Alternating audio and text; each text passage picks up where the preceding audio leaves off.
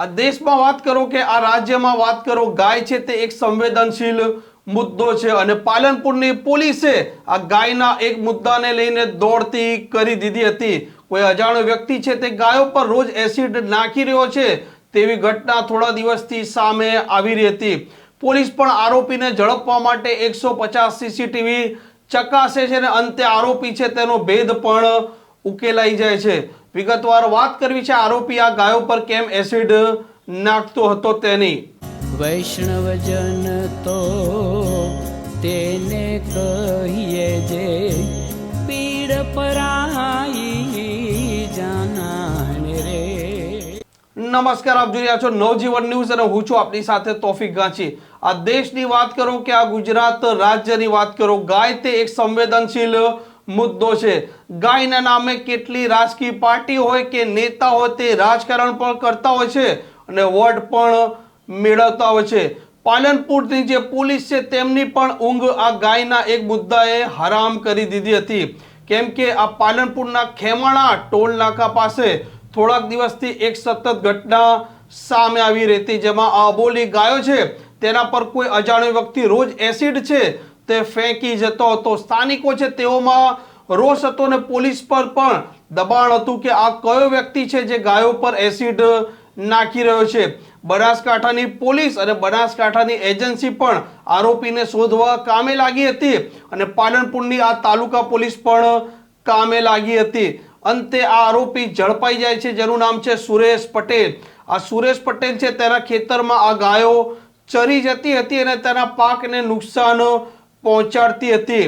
તેની દાજ રાખી આ સુરેશ પટેલ છે ખેમાળા ટોલ નાકા આસપાસ જે ગાયો પસાર થતી હતી તેમના પર કોઈ ન હોય તે તકનો લાભ લઈ એસિડ ફેંકી જતો હતો।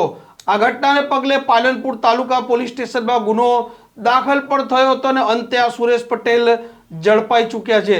આ તાલુકા પોલીસ સ્ટેશનના પોલીસ ઇન્સ્પેક્ટર MR બારોટ શું કહી રહ્યા છે તે આપ સાંભળો।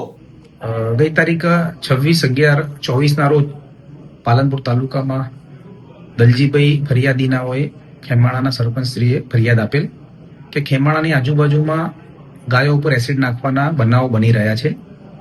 તેમની વિગતવારની ફરિયાદ લેવામાં આવેલ અને આ બાબતે પોલીસ અધિક્ષક સાહેબશ્રીની સખત સૂચનાથી અને તેમના માર્ગદર્શન હેઠળ તેમજ નાયબ પોલીસ અધિક્ષક સાહેબ ગામિત સાહેબની સૂચના મુજબ અલગ અલગ ટીમોની રચના કરવામાં આવેલી હતી।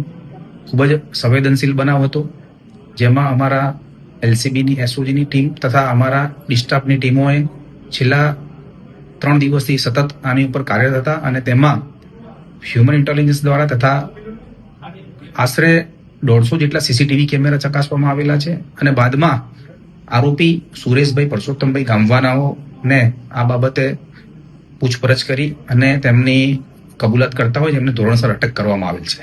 આરોપી સુરેશ પટેલ છે તે કેવળ અને કેવળ આ ગાયો જે અબોલી હતી તે તેના ખેતરમાં ચરી જતી હતી, ફક્ત તેની દાજ રાખી આ ગાયો પર એસિડ નાખતો હતો અને મૂર્ખામી પણ કરતો હતો।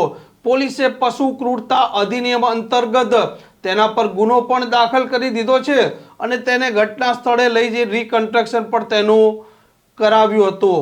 નવજીવન ન્યૂઝ ચેનલને જો હજી સુધી આપે સબસ્ક્રાઇબ ન કર્યું હોય તો અવશ્ય સબસ્ક્રાઇબ અને શેર કરી દેજો। વૈષ્ણવજન તો તેને કહીએ જે પીડ પરાઈ